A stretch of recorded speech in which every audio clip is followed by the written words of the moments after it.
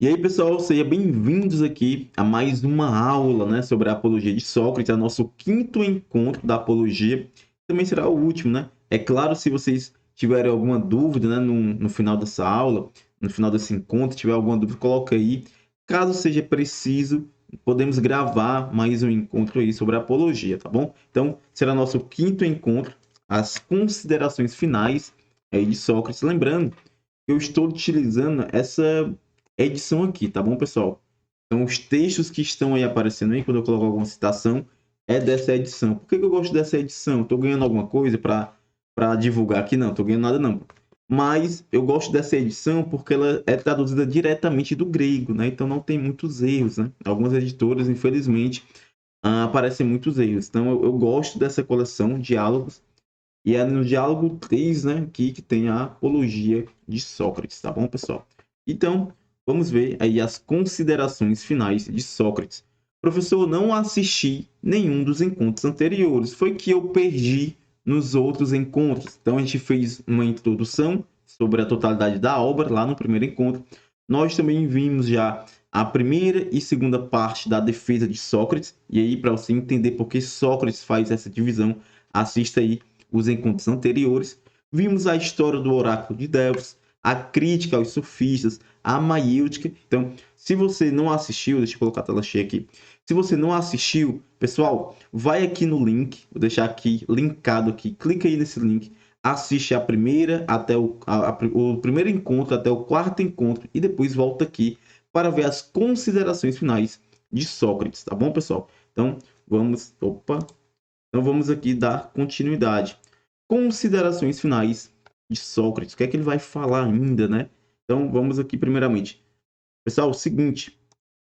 Sócrates, ele vai dizer, ele vai lembrar a todos ali que tudo que ele fez, né, foi uma missão que ele recebeu do Deus, como a gente viu lá nos encontros anteriores, quando falamos da história do oráculo de Delfos. Então, no texto, ele vai dizer o seguinte: o Deus ordenou-me conforme pensei e acreditei a viver a vida de um filósofo para investigar a mim e aos outros. Teria sido um comportamento estranho que verdadeiramente justificaria que alguém me conduzisse a este tribunal, sob a acusação de não acreditar na existência dos deuses, temer da morte e pensar ser sábio quando não sou. Então, toda essa história aí a gente viu nos encontros anteriores, quando Sócrates recebeu aí a notícia do amigo dele que ele era o mais sábio da cidade. Além disso, pessoal, Sócrates ele vai continuar afirmando o seguinte: olha, mesmo que vocês deixassem eu ir na condição de não mais filosofar, eu não aceitaria, pois é preferível obedecer ao Deus do que a vós. Portanto, conclui Sócrates, enquanto durar a minha existência, jamais renunciarei à filosofia. E no texto ele vai dizer o seguinte, deixa eu sair aqui da tela, né? Homens de Atenas, contais com o meu respeito e a minha amizade, mas acatarei ao Deus de preferência a vós, e por quanto durar a minha existência, e for eu capaz de prosseguir, jamais renunciarei à filosofia. Pois tudo que faço em minhas andanças é vos estar, jovens e velhos entre vós, a não zelardes por vossos corpos ou vossas riquezas, mais do que pela perfeição possível de vossas almas.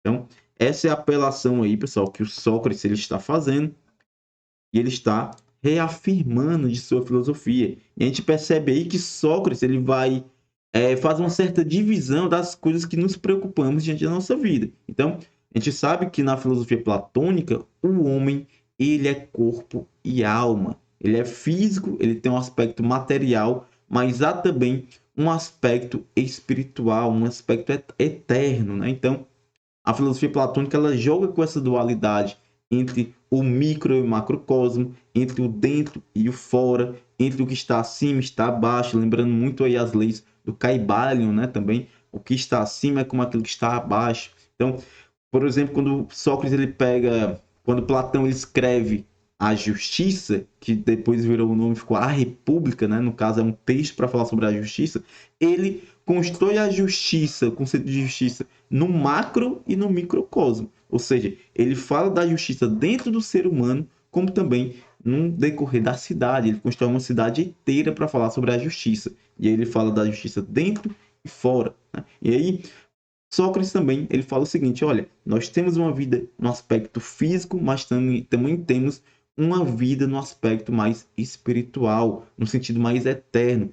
E onde estamos mais preocupados no decorrer da nossa vida? Estamos mais preocupados com riqueza, com aquilo que é passageiro, apenas nos instintos, né? Ou estamos mais preocupados com coisas mais eternas, com as virtudes? E aqui, pessoal, eu fiz uma certa divisão sobre o que basicamente, é claro, o ser humano é bem mais complexo do que isto, né? Então, basicamente, a nossa vida está dividida entre nossos instintos, nossas emoções e os nossos sonhos, aquilo que é um pouco mais eterno, né? Então, onde a nossa vida está se concentrada mais hoje em dia? O que é que você acha? Onde a sua vida está mais concentrada? Somente nos seus instintos? Você vive uma vida apenas para satisfazer seus instintos, as suas emoções? Ou ela se concentra mais nos nossos sonhos? Uma indagação aí para a gente fazer. Mais uma indagação que a gente pode perceber nessa fala de Sócrates. Você vive ou você sobrevive? Pessoal, coloca aí nos comentários. O que é que você pensa? Você vive ou você sobrevive? Existir é a mesma coisa que viver? Além do mais, temos aí a frase do Oscar Wilde, que ele fala o seguinte: viver é a coisa mais rara do mundo. A maioria das pessoas apenas existem.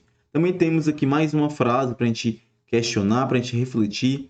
Como queres viver após a morte, se já em vida tu não vives mais? Então, tudo isso aí é para a gente refletir sobre essa indagação aí principal. Você vive ou você sobrevive? Qual a diferença entre viver e apenas sobreviver? Coloca aí nos comentários. Mais uma coisa que o Sócrates vai afirmar nas considerações finais é sobre a voz interior, uma espécie de sinal divino, o que ele vai chamar de daimon, tá bom, pessoal? Então ele fala que vai escutar essa voz desde a infância e essa voz que guiou ele em todas as suas palavras perante o tribunal. Então ele encontra essa voz, na verdade ele escuta essa voz desde a infância. É uma espécie de voz interior, um sinal divino. Na foto aí a gente vê uma espécie de anjo, né, falando no ouvido de Sócrates. Então vamos ver aqui o que é que ele fala no texto sobre o daimon. Deixa eu sair da tela aqui. Ele fala o seguinte: é algo divino e pertencente aos daimons se manifesta em mim. Experimento isso desde a minha infância. É uma espécie de voz que me ocorre e sempre que ocorre me detém quanto a alguma coisa que eu me proponho a fazer, enquanto nunca me excita a fazer coisa alguma. Pessoal, é o seguinte, a gente percebe aqui que a voz, deixa eu sair do slide novamente, que a voz de Sócrates, essa voz de Sócrates não, essa voz interior, esse sinal divino, ela é negativa, negativa entre aspas aqui, tá bom, pessoal? Porque ela nunca incita Sócrates a fazer algo. No caso, ela barra uma ação de Sócrates. Então, nesse sentido, ela não incentiva uma ação. Para fazer uma comparação, eu coloquei aqui no slide, deixa eu passar para o outro lado lá, pronto. A voz ou sinal em Sócrates e a voz em Santo Agostinho, por exemplo. A gente pega ali a Idade Média, no cristianismo, Santo Agostinho também vai dizer que escuta uma voz interior. É claro que essa voz interior, ele vai dizer que é Deus. No caso de Sócrates, ele está falando que é o daimon, né? O daimon aí que dá um sinal divino à consciência de Sócrates. E nesse sentido, o sinal em Sócrates, essa voz interior em Sócrates é negativa, no sentido de sempre barrar uma ação o qual Sócrates deseja realizar, deseja fazer. Em Santo Agostinho, a voz interior é um sentido positivo. Ó, pessoal, negativo e positivo que eu estou colocando entre aspas, tá bom? Positivo no sentido de ser imperativa, ou seja, de incentivar uma ação. Enquanto Sócrates barra uma ação, né, negativa nesse sentido, em Santo Agostinho, a voz interior, que seria a voz de Deus, ela vai incentivar a uma ação. Só para fazer aqui um paralelo, uma característica bem peculiar aqui, que passa muitas das vezes despercebido. Então, novamente aqui pegando o texto de Sócrates, ele fala o seguinte, olha, é uma espécie de voz que me ocorre e sempre que ocorre me detém quanto a alguma coisa que eu proponho a fazer, enquanto nunca me excita a fazer alguma coisa, tá bom? Vamos aqui passar adiante. Então, pessoal, a gente sabe que Sócrates é condenado, e no caso ele vai tomar cicuta, é condenado a tomar cicuta. A gente vê aqui na imagem, né, o discípulo de Sócrates entregando a taça de cicuta, e ele ainda falando, ele ainda ensinando filosofia, e o porquê que ele não teme a morte. É claro que esse diálogo é um outro diálogo que Platão vai escrever só para falar sobre a imortalidade da alma, e esse diálogo se chama Fédon. Então é uma espécie de continuação, podemos dizer assim, da apologia de Sócrates. A gente vai terminar aqui no último pedido de Sócrates, no júri. E quem quiser se aprofundar mais ainda, se vocês quiserem que eu grave aqui ou sobre o Fédon, a gente pode continuar toda essa história até Sócrates tomar o veneno lá, que é a cicuta, tá bom? Aqui a gente vai até a condenação, até o último pedido de Sócrates perante o júri. Então, Sócrates ele não ficou surpreso por ser condenado, mas sim pela votação, ele vai dizer lá perante o júri. Porque se 30 pessoas tivessem mudado o seu voto, Sócrates teria sido absolvido. Vale lembrar que o júri é composto de 501 cidadãos, então 501 pessoas lá podiam votar contra ou a favor de Sócrates. Isso significa que 221 pessoas votaram a favor de Sócrates e 280 votaram pela condenação, ou seja, pela sua morte. E aí Sócrates, pessoal, ele vai ironizar, fazer uma ironia, ele vai sugerir que a sua condenação não seja a morte, mas receber refeições no Pritaneu. E para quem não conhece aí o que é o Pritaneu, era um edifício em Atenas, o qual oferecia uma acolhida pública, especialmente aos vencedores dos Jogos Olímpicos. E é claro que a sua proposta não vai ser aceita. Vou passar mais adiante aqui. E aqui, pessoal, Sócrates vai reafirmar novamente o seu compromisso com a filosofia. Ele vai dizer o seguinte: olha, mesmo que vocês deixassem eu ir na condição de não mais filosofar, deixando vocês em paz e vivendo em silêncio, eu não aceitaria. Ele reafirma isso novamente nas últimas palavras perante o júri. Primeiro motivo, estaria desobedecendo o Deus. E o segundo motivo, uma vida sem filosofia, uma vida sem filosofar, uma vida sem ser examinada, não é uma vida que vale a pena ser vivida. Mais adiante, Sócrates vai fazer também uma reflexão sobre a morte. Então, chegando ao final do seu discurso, ele vai fazer uma reflexão, ele vai dizer o seguinte: olha, a morte só pode ser duas coisas. Primeiro, ou a morte é um nada, onde os mortos não têm consciência de coisa alguma, e a morte seria como um sono profundo, ou a morte seria como dizem as pessoas, é uma mudança e uma migração da alma deste lugar para outro lugar. E para Sócrates, isso seria uma enorme alegria, pois seria possível encontrar muita gente boa que já passou por essa vida, como ele vai citar o Orfeu, o Hesíodo, o Homero, o Ajax, Aquiles, entre outras pessoas que seria maravilhoso conhecê-las e conversar com elas. E logo depois ele afirma: para o ser humano que é justo, a morte não representa nenhum mal. É claro que essa profundidade sobre a imortalidade da alma, sobre a morte, é mais aprofundado no diálogo Fédon. Então, se vocês quiserem, novamente falando aqui, se vocês quiserem que eu traga aqui para o canal, comentando também a obra Fédon, comentem aí nos comentários, e a gente pode ver a possibilidade de comentar também do mesmo jeito que a gente comentou aqui a apologia, a gente comentar também a obra Fédon, tá bom? Então, Sócrates vai fazer, pessoal, o seu último pedido ao povo de Atenas. E o que é que Sócrates vai pedir? Ele vai falar o seguinte: tudo o que peço é o seguinte: quando meus filhos crescerem, senhores, puni-os causando-lhes os mesmos transtornos que causei a vós.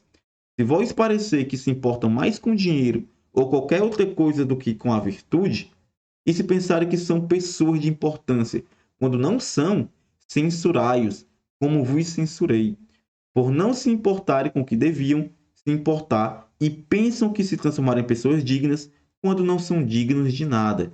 Se assim agides, tereis sido tratado justamente por vós, o mesmo tendo ocorrido com os meus filhos. Mas agora é chegado a hora de partirmos. Parto para a morte e vós para a vida. Entretanto, qual de nós caminha para a melhor sorte é algo que somente o Deus sabe. Pessoal, então, Espero que vocês tenham gostado aí de toda a apologia. Essas são as palavras finais aí de Sócrates. Então, se vocês tiverem algum comentário, alguma dúvida, alguma pergunta, coloque aqui embaixo. E é isso, pessoal. Espero que tenha somado positivamente na vida de vocês todos esses encontros. E novamente, né?